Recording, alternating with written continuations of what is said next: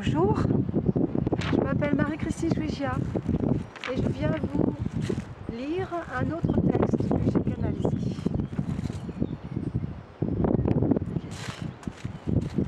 Le discernement. Cher enfant, combien de fois t'ai-je dit de prendre le temps de réfléchir, de te poser, de prendre du recul avant de poser l'acte. Tu regrettes cette situation actuelle, mais pourtant tu le vis bien malgré tout. Veux-tu que cette expérience te serve à quelque chose? C'est cela, être clair avec soi-même. Pose-toi les bonnes questions. Veux-tu que cette personne revienne pour te sentir mieux ou pour elle-même?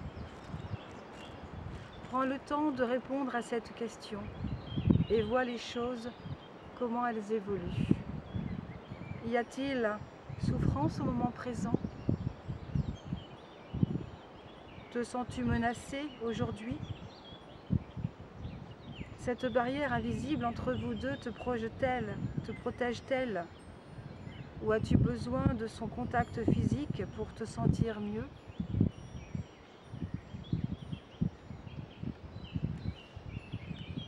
Ce texte que j'ai écrit pour vous expliquer pourquoi je parle de cette personne, c'était il y a quelques années, il y a très très longtemps. Et j'étais en pleine séparation avec une personne, avec un enfant, et cela me faisait souffrir. Il a fallu que je travaille donc le discernement, mais aussi le détachement. Laisser la porte du cœur ouverte, mais aussi apprendre à se détacher, à accepter l'autre tel qu'il est, à aimer l'autre inconditionnellement. Et avec les enfants, le compagnon, vous avez tout ce qu'il faut pour travailler sur vous. Ce sont des anges terrestres qui sont là pour vous faire évoluer. Et plus vous avez de problèmes avec quelqu'un, et plus justement vous avez quelque chose à comprendre, à travailler sur vous-même. Donc voilà, donc je continue. La situation actuelle t'apporte-t-elle de la légèreté, de l'amour, du repos et de la paix? Ou te fait-elle grandir? T'apporte-t-elle quelque chose? Vois-tu du positif en ressortir? Toutes ces questions sont importantes, vois-tu, avant que tu décides du résultat. Il y a des moments dans la vie où il faut savoir lâcher prise.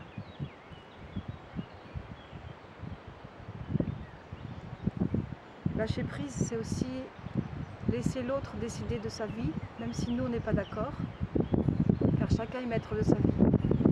Et que nous n'avons pas le droit, même par amour, de demander quelque chose si l'autre personne ne le veut pas. Sinon, on manipule l'autre. C'est du pouvoir.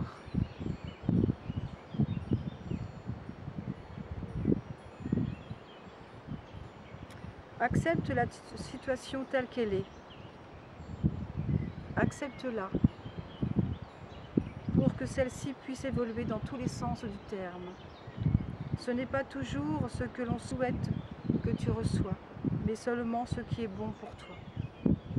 Comprends-tu mieux maintenant ce qui est mieux pour toi et ce qui est mauvais pour toi? Il faut parfois couper le lien avec ceux que l'on aime pour ne pas en souffrir. Mais cela ne veut pas dire que tu ne les aimes plus. On coupe juste les liens négatifs, on se détache, mais la porte du cœur reste toujours ouverte. On aime l'autre tel qu'il est.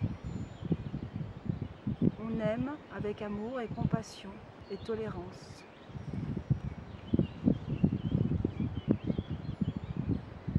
Ce n'est qu'un moyen pour te protéger de leur façon de penser, d'agir sur toi. Laisse du temps aux autres. Le temps résolut bien des choses pour certains. Cette personne, cette expérience que tu vis avec elle, elle doit apprendre ce qu'est l'amour. Laisse-lui cette opportunité de vivre cette expérience pour elle. Vois-tu, c'est ce dont elle a besoin aujourd'hui.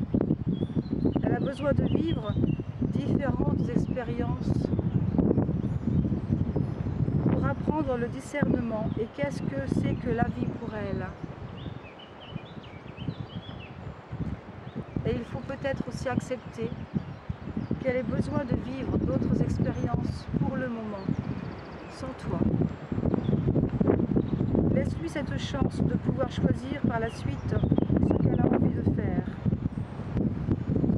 Laisse-lui prendre sa décision et non la tienne. Ce qu'elle choisira pour elle sera bon pour elle au moment présent, pour un certain temps. Ne la juge surtout pas. Elle a besoin de se refermer sur elle-même pour se réouvrir à la vraie vie, à l'amour, à la compassion.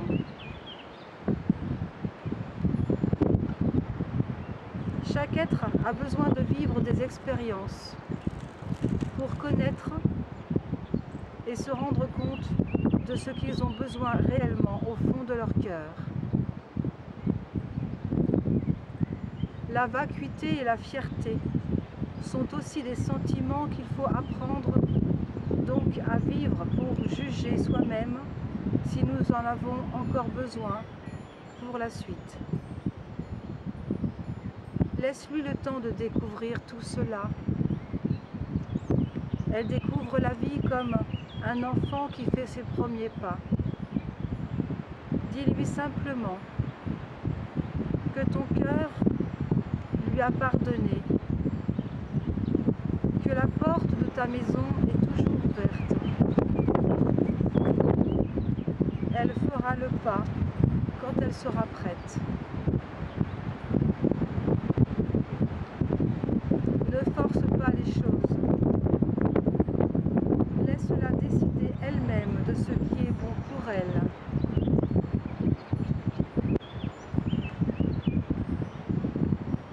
Voilà.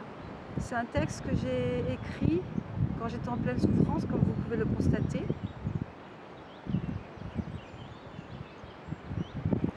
Et nos enfants nous apprennent beaucoup. Si nous voulons bien entendre et comprendre.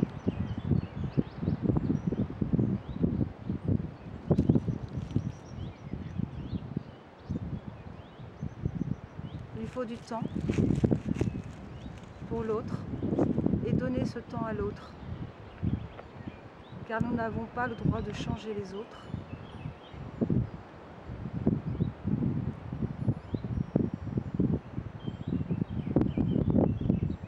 Et nos enfants ont besoin de vivre leurs propres expériences. Il nous faut tout simplement leur faire confiance. Ce sont des êtres divins à part entière. Et ils sont ici sur Terre aussi pour expérimenter et comprendre.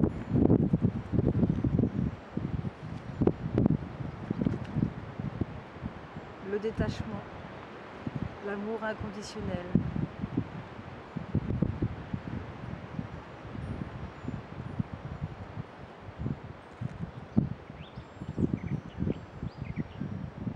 Cela fait drôle de relire un texte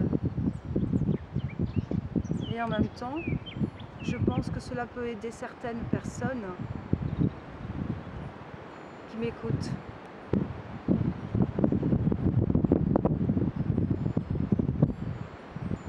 Cela est difficile, je sais, pour comprendre cet enseignement et surtout pour l'accepter. Accepter que l'autre a le droit de penser différemment, d'agir différemment.